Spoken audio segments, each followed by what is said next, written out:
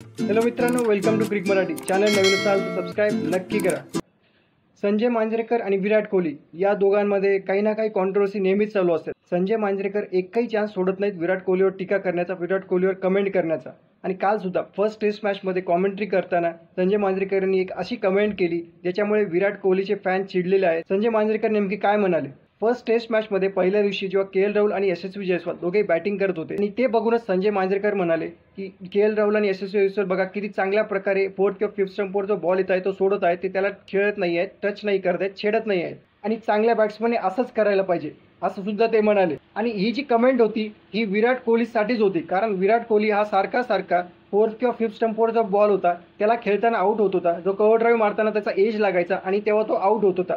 आणि त्याच्यामुळेच संजय मांजरेकरने ही कमेंट केलेली होती. आणि जेव्हा हे सगळ्यांच्या लक्षात आलं तेव्हा विराट कोहलीचे फॅनसुद्धा चिडले होते. त्यांनी संजय मांजरेकरला ट्रोल करण्यास सुरुवात केली. त्याच्यामुळे एक नवीन कॉन्ट्रोवर्सी आता सुरू झालेली आहे.